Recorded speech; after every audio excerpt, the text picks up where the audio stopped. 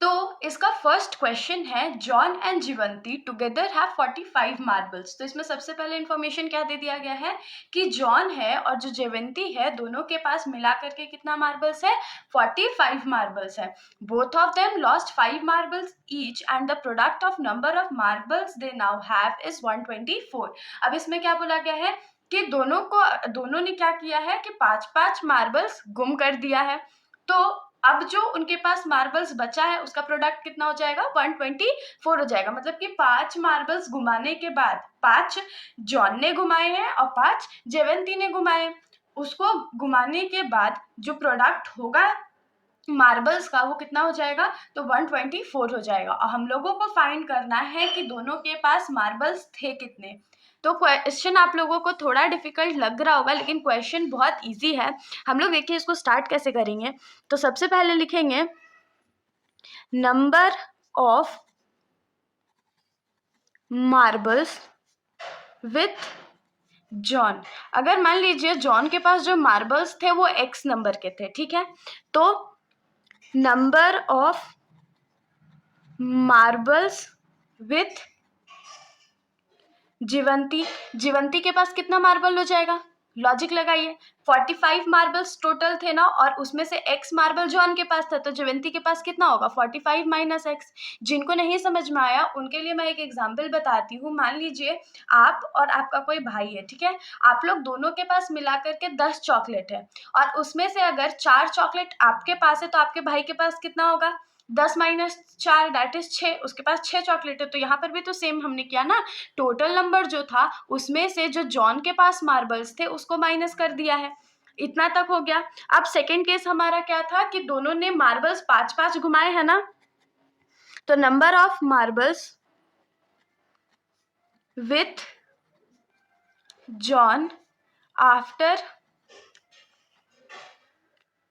He lost 5 marbles. तो जब उसने 5 मार्बल्स को घुमा दिया तो उसके पास कितना मार्बल्स बचेगा, x माइनस 5 बचेगा। टोटल x था उसके पास और उसमें से 5 उसने घुमा दिया तो x माइनस 5 हो गया। और सेम सिचुएशन हमारे किसके लिए होगा, जयवंती के लिए भी होगा। तो number of marbles with Jayvanti after she lost 5 marbles. जब उसने 5 मार्बल्स घुमाए तो उसके पास कितना बचेगा, तो उसके पास पहले से 45 माइनस एक्स था, अब उसमें से 5 उसने घुमा दिया तो माइनस 5 कर देंगे। तो 45 माइनस 5 क्या होता है, तो 40 होता है। यहाँ पर माइनस एक्स बाकी रह गया। अब इसमें हम लोगों को क्या बोला था कि 5-5 मार्बल घुमाने के बाद उसका जो प्रोडक्ट है वो कितना है, 124 है ना। तो इसको हम लोग क्या लिखेंगे, according to question X minus 5, क्योंकि 5 मार्बल्स घुमाने के बाद जॉन के पास इतने मार्बल्स है और जयवंती के पास इतने मार्बल है, तो दोनों को मल्टीप्लाई कर लेते हैं। तो इन दोनों का प्रोडक्ट कितने के बराबर है, 124 के बराबर है। तो यहाँ से अब हम लोग क्या करते हैं, इस x के साथ पहले इस होल ब्रैकेट को मल्टीप्लाई कर लेते हैं, फिर इस 5 के साथ इस होल ब्रैकेट को मल्टीप्लाई कर लेंगे।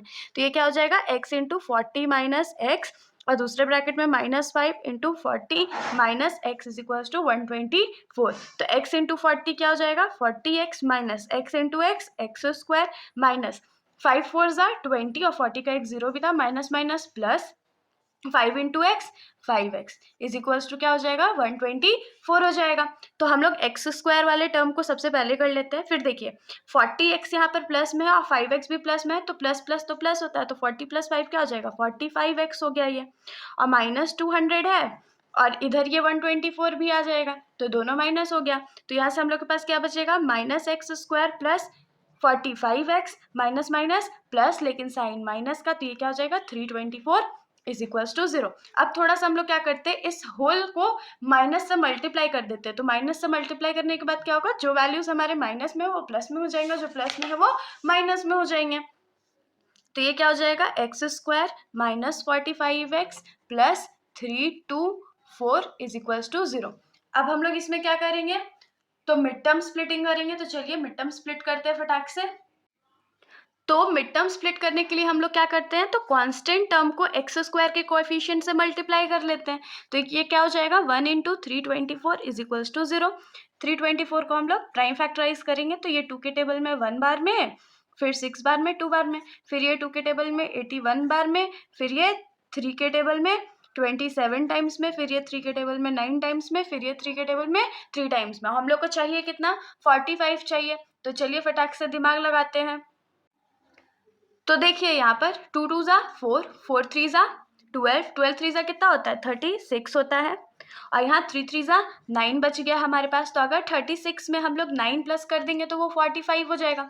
लेकिन हम लोगों को क्या चाहिए, -45, मतलब कि माइनस माइनस भी तो प्लस होता है, तो -36 -9 हो जाएगा। तो यहाँ हमारे पास क्या बचेगा, x² -36x -9x plus 324 is equals to 0। अब इन दोनों में से हम लोग क्या कॉमन ले सकते हैं, तो x कॉमन ले सकते हैं। तो यहाँ क्या बचेगा, x -36 बच जाएगा, माइनस इन दोनों में हम लोग क्या कॉमन लेंगे, तो 9 कॉमन लेंगे। तो यहाँ क्या बचेगा, x माइनस प्लस माइनस। अब जब 324 को आप लोग 9 से डिवाइड करोगे तो हमारे पास बचेगा 36 इज इक्वल्स टू 0।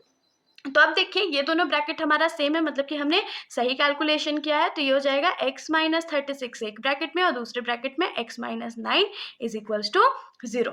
तो ये क्या हो जाएगा, यहाँ पर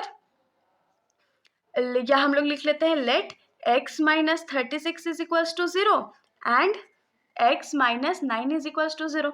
तो यहाँ से x का वैल्यू हमारा क्या हो जाएगा, 36 हो जाएगा, और यहाँ से x का वैल्यू हमारा क्या हो जाएगा, 9 हो जाएगा।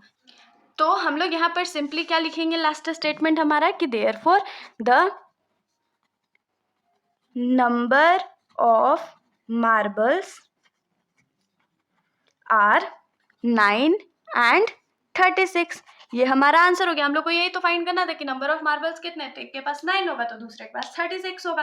तो इसके साथ हमारा ये जो सॉल्यूशन है यहीं पर खत्म हो जाता है। अगर आप लोगों को कोई भी डाउट हो तो आप लोग कमेंट सेक्शन में पूछ सकते हैं, वरना अगर आप लोगों को वीडियो अच्छी लगे तो वीडियो को लाइक कर दीजिएगा और मेरे चैनल को बिना सब्सक्राइब किए कहीं मत जाइएगा। Thank you.